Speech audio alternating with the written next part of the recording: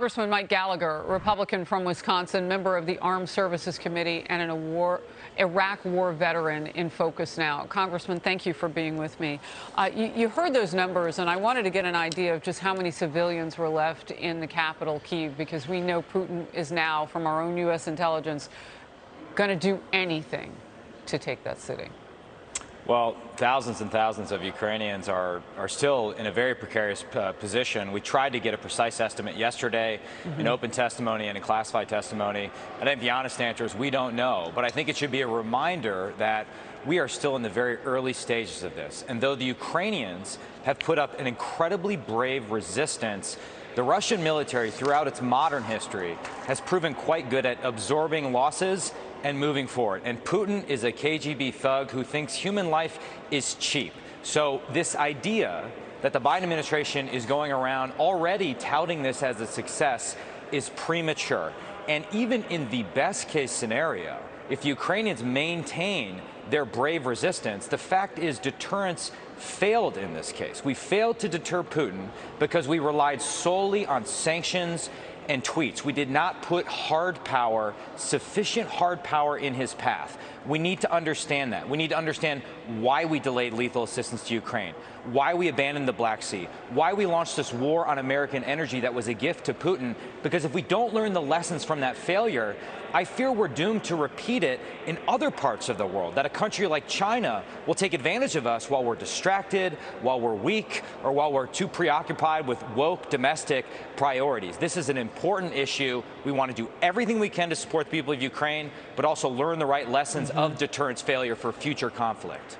Former warrior yourself, I'm curious to know your estimation of what it would take to get Putin to actually hold a ceasefire. President Zelensky of Ukraine reportedly has agreed to some sort of ceasefire with the Russian military. I don't even know how that works out when none of them are holding, and this one is supposed to hold for 12 hours. Well, a few things. First, we have to maintain this increased and expedited stream of lethal assistance. There are still missile systems, body armor, sniper rifles that the Ukrainians need.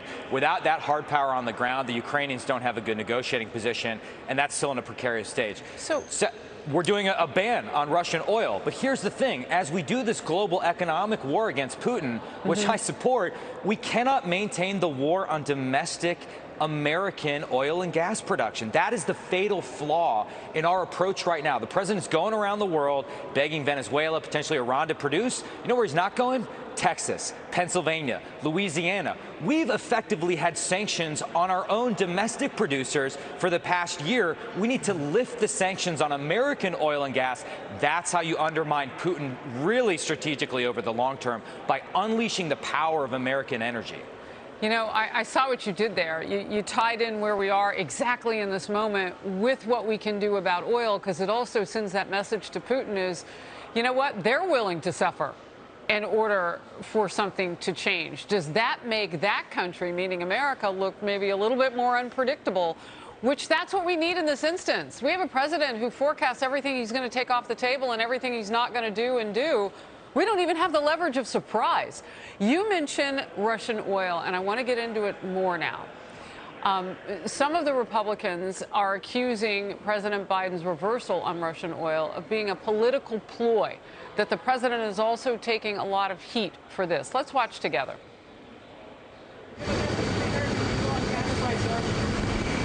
Gonna go up. Can't do much right now. Russia's responsible. Congressman Gallagher, you just told us what all can be done at this point. The president actually thinks only Putin is to blame for the spike in gas prices. The numbers tell a very different story. They're on the big wall now. Since the day Biden took office, Americans have been paying $1.83 more for a gallon of regular unleaded gas. But Democrats don't seem concerned about how much pain Americans actually feel. Let's watch together. What has been the reaction of your colleagues to, you know, things like diplomatic outreach to countries like Venezuela and Saudi Arabia in terms of, like, increasing the global oil supply? Yeah, that issue hasn't come up, but I think increasing the global oil supply at the moment, to the extent that there are implications, particularly for Europe, which is more heavily reliant upon Russian oil than we are here in the United States of America. is an important discussion.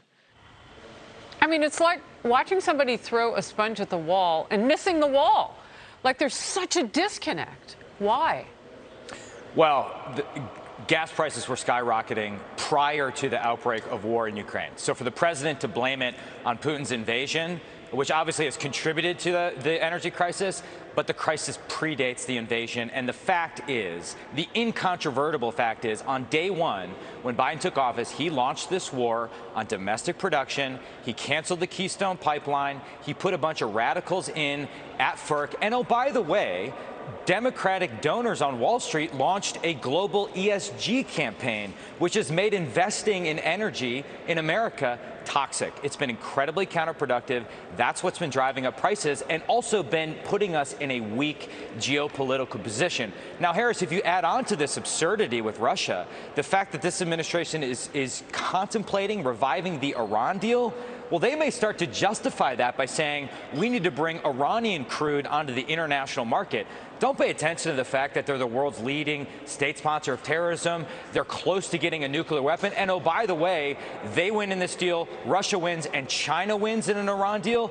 It makes absolutely no sense. And the fatal flaw in their approach is that the administration is still being held hostage by the climate change lobby led by the high priest of climate change, John Kerry, and it's undermining our national security. I don't understand how they could be more frightening than a madman who is literally razing an entire neighboring country.